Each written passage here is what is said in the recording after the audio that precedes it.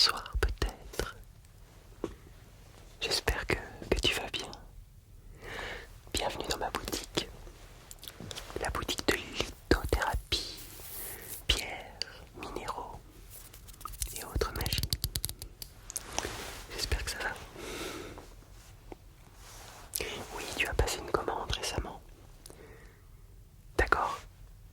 Oui, on peut vérifier ensemble ce que tu as pris. Je crois que c'était une commande assez importante. Tout à fait. Ici, je suis au papier. Je n'aime pas les tablettes, les ordinateurs. Je n'utilise pas trop ça. Il faut se méfier effectivement de toutes ces ondes. Alors,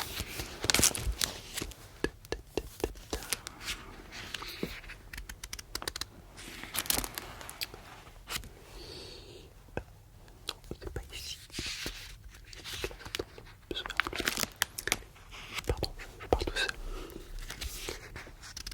C'est pas ça non plus. Non, ça c'était la commande du 18 août. Ça remonte déjà un petit peu. Ah, je t'ai trouvé. Waouh, oui, il y a une liste assez conséquente. Ok. Eh bien, je te propose de ne pas te donner toutes les pierres comme ça. À la manière de mettre la clé sous le paillasson, tu vois. D'être trop expéditif. Je préfère davantage passer en revue chaque petit bijou, si je puis me permettre. Et nous allons prendre le temps d'explorer ensemble les couleurs, les vibrations, les vertus de ces pierres. Alors, oui, oh, je vois que j'ai... C'est bien ça.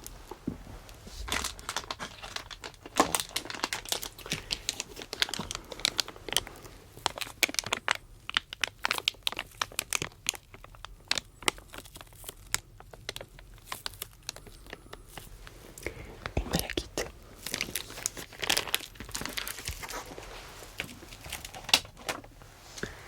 Alors, la pierre de malachite. Nous recevons toutes nos petites pierres dans des sachets en plastique pour les protéger, pour qu'elles soient propres. D'ailleurs, en parlant de propreté, la pierre de malachite a un potentiel de polissage extrêmement rare, extrêmement fin, un poli incroyable. Je vais te montrer ça.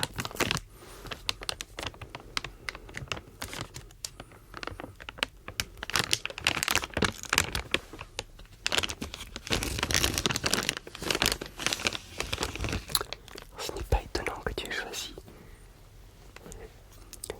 une pierre ornementale, une pierre éléphant. Alors les couleurs sont incroyables, vraiment, vraiment incroyables.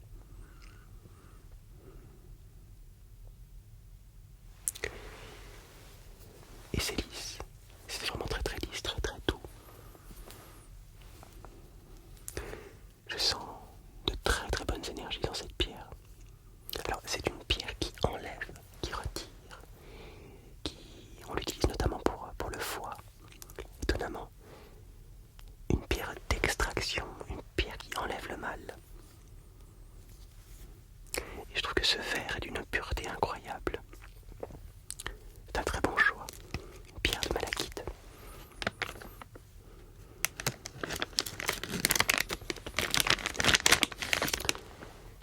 Ça me revient Balzac et l'évoque dans, je crois que c'est la peau de chagrin, les questions d'un couteau, un couteau à lettres ou quelque chose comme ça, dont la poignée est en pierre de malachite. Vague souvenir. Oui, je prends relativement le temps de lire de la littérature, ici dans la boutique, entre deux clients. Mais Balzac n'est pas mon auteur préféré. Alors on continue. Voyons, voyons. Mais oui, du cristal de roche.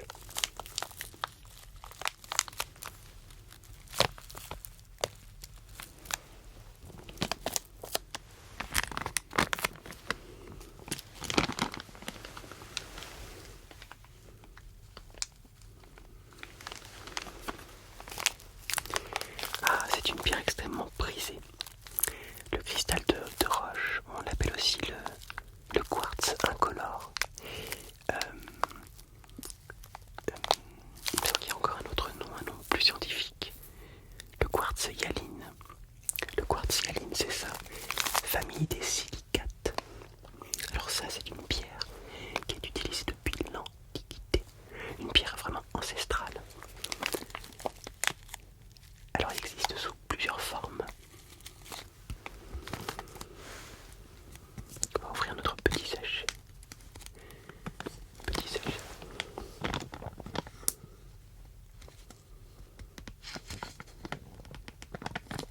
C'est vraiment une pierre qui a un pouvoir de guérison, d'harmonisation, d'amplification.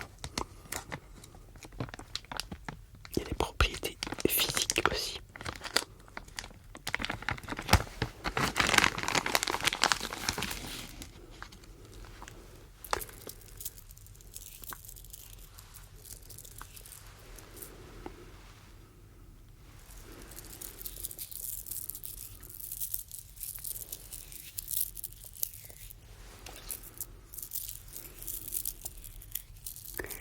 Je crois que le son est très intéressant.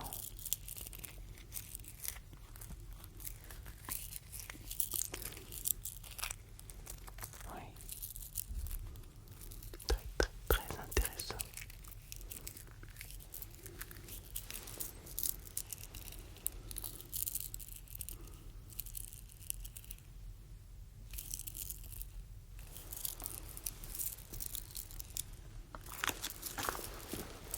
Très bon choix.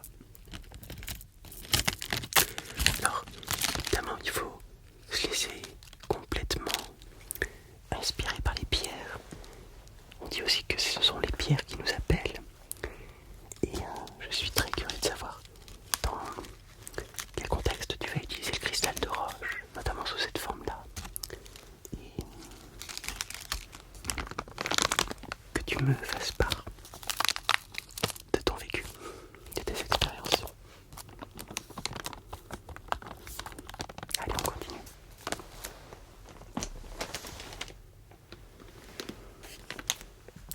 Alors ça,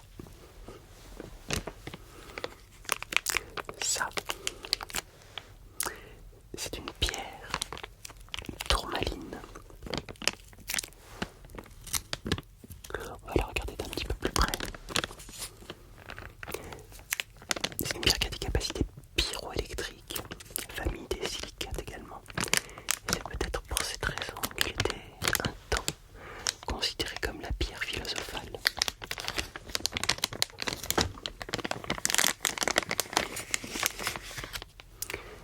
Celle-ci a des reflets verts, je ne pense pas qu'on puisse les voir vraiment comme ça. Elle pourra t'apparaître plutôt noire, mais avec un peu plus de luminosité, tu verras des reflets verts à l'intérieur. C'est la pierre qui, dit-on, éloigne les entités. Alors, extrêmement légère, dense évidemment. Il existe des couleurs, il existe la tourmaline incolore, il existe aussi des couleurs comme le rose, le vert. On a également le noir bien sûr, le marron, le bleu aussi. C'est vraiment très très beau.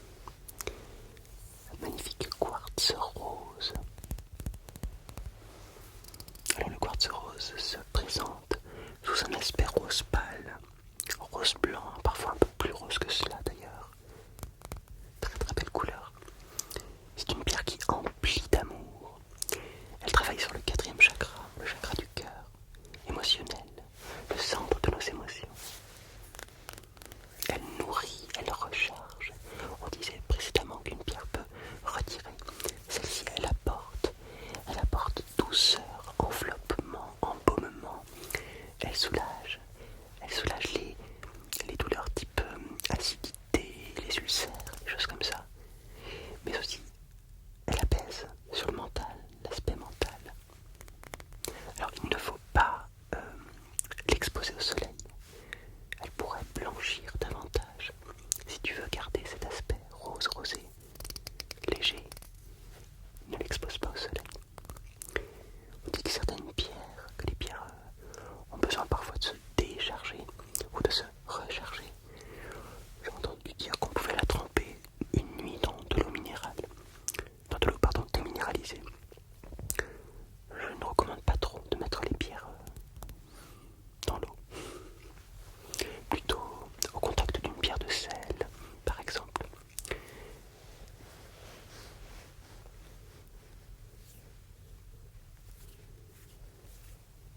De toute beauté. Un bon choix.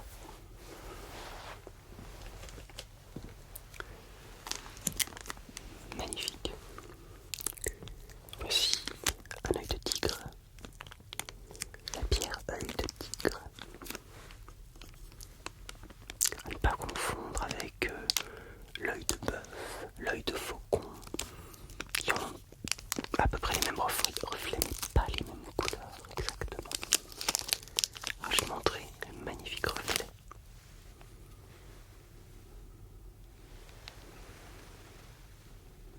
Magnifique reflet.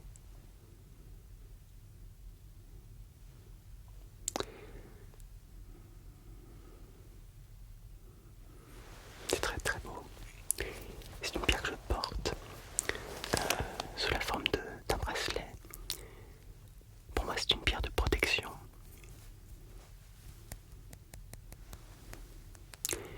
Elle protège des énergies négatives. Tu sais, quand on entre dans un lieu qu'on sent chargé,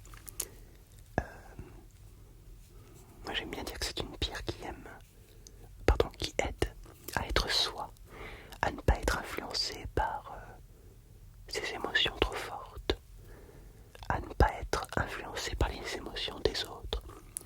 Quand on est hyper empathique, quand on absorbe trop de choses, c'est une pierre qui permet vraiment de mettre des limites et de garder ce qu'il y a de plus, j'allais dire sincère, c'est pas le mot, de plus essentiel à notre personne. C'est aussi une pierre de volonté.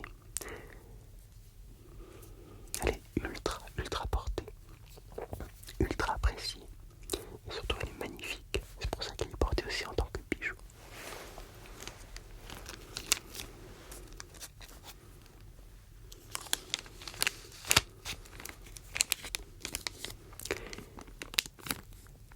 On continue.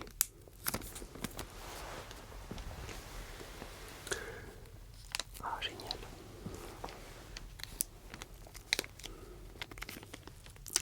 Génial, génial. Tu as choisi une apatite. Une apatite bleue. Oui, les apatites existent en plusieurs couleurs. Il y a l'apatite verte, beaucoup plus rare, l'apatite jaune, et la fameuse apatite bleue. Moi j'aime bien l'appeler la pierre des timides. Tu sais pourquoi? C'est une pierre de sociabilité. Elle favorise la communication. Elle favorise la sociabilité. Dans certains métiers, elle aide aussi à la créativité, le contact aux autres, l'inspiration.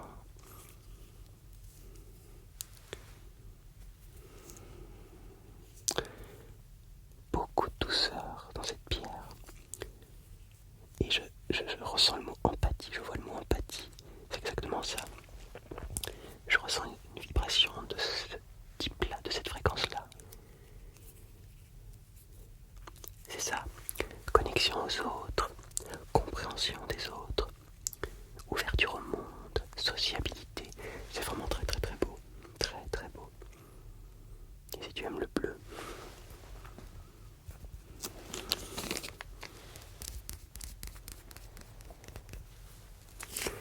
tu as fait un très bon choix.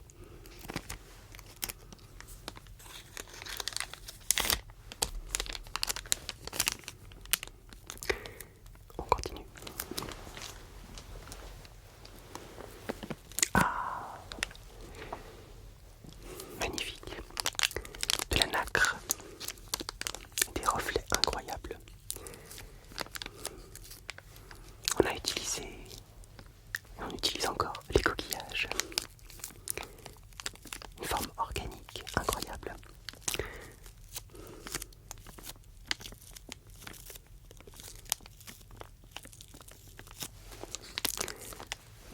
Une doublure lisse, d'éclats irisés, des mollusques, alors, il y a de l'huître, il y a plusieurs coquillages en fait qui ont de la nacre, les ormeaux, même les moules, c'est biosynthétisé.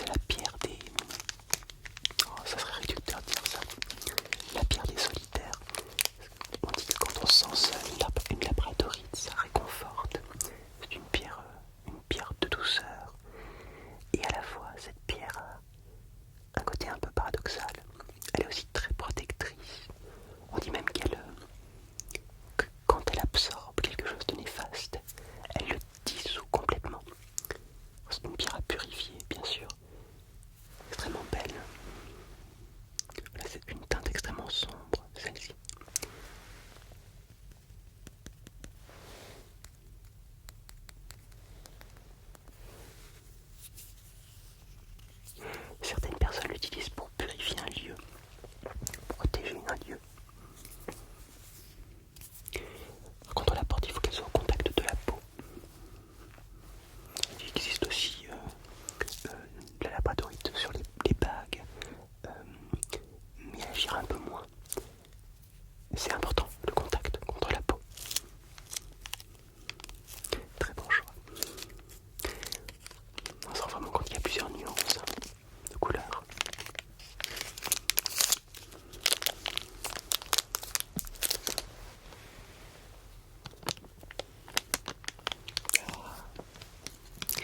Sulfure de plomb.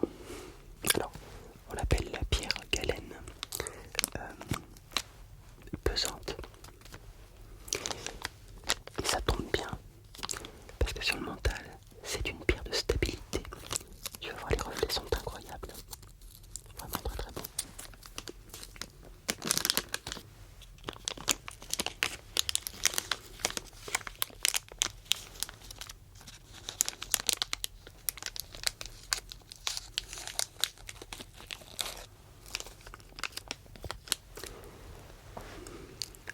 Un guide très